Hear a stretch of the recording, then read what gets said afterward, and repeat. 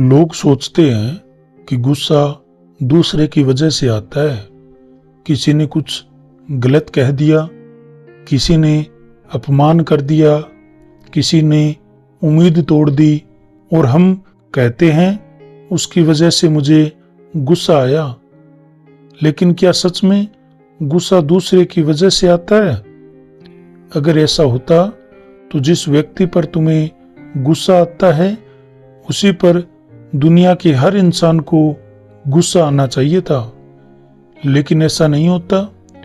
कोई उसी इंसान की बात पर हंस देता है, कोई शांत रहता है और कोई भीतर से जलने लगता है। इसका मतलब गुस्सा बाहर नहीं पैदा होता। बाहर की घटना सिर्फ एक चिंगारी है।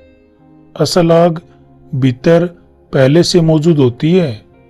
ध्यान से देखना, जब इंसान भीतर से हारने लगता है तब उसका गुस्सा बढ़ने लगता है। जिसका जीवन संतुलित हो, जो भीतर से शांत हो, उसे छोटी छोटी बातों पर विस्फोट नहीं होता। लेकिन जो आदमी भीतर ही भीतर टूट रहा हो, जिसकी इच्छाएं दब रही हो, जिसकी उम्मीदें बार बार हार रही हो, उसके भीतर गुस्सा जमा होने लगता है और फिर एक दिन कोई छोटी सी बात भी उसे फाड़ देती है। कभी सोचा है, कई बार गुस्सा उस बात से बहुत बड़ा क्यों होता है जो वास्तव में हुई थी? क्योंकि वह गुस्सा सिर्फ उस क्षण का नहीं होता, वह वर्षों की हार, दबाव और पीड़ा का जमा हुआ भार होता है।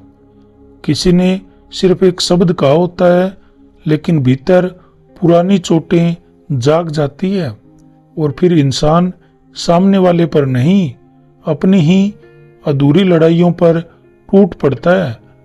गुस्से में इंसान वही बोल देता है जो शायद वर्षों से भीतर दबा था। यही कारण है कि गुस्से के बाद अक्सर पछतावा आता है, क्योंकि उस क्षण तुम सामने वाले से नहीं लड़ रहे होते, तुम अपने भीतर की बेचैनी से लड़ रहे होते हो। और सबसे बड़ी बात जानते हो क्या है? गुस्सा हमेशा वहां ज्यादा आता है जहां इंसान खुद को कमजोर महसूस करता है। जो व्यक्ति भीतर से सुरक्षित हो, उसे हर समय खुद को साबित करने की जरूरत नहीं पड़ती। लेकिन जो भीतर डरता हो, वह छोटी बातों में भी अपनी सत्ता बचाने लगता है। फिर वह ऊंची आवाज में बोलता है, दूसरों को दबाता है, अपमान करता है, क्योंकि भीतर कहीं उसे खुद पर भरोसा नहीं होता। बहुत लोग गुस्से को ताकत समझते हैं, लेकिन सच यह है गुस्सा अक्सर भीतर की हार का शोर होता है। जिस इंसान ने खुद को समझ लिया, उसका क्रोध धीरे धीरे शांत होने लगता है, क्योंकि अब वह हर बात को अपने अहंकार से जोड़कर नहीं देखता। ध्यान देना, अहंकार को चोट लगती है, चेतना को नहीं। अगर कोई तुम्हारी प्रशंसा करे, अहंकार खुश हो जाता है।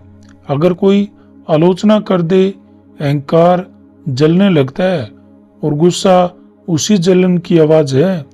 इसलिए बुद्ध, महावीर या किसी शांत व्यक्ति को देखो, वे अपमानित तो हो सकते हैं लेकिन भीतर से जलते नहीं।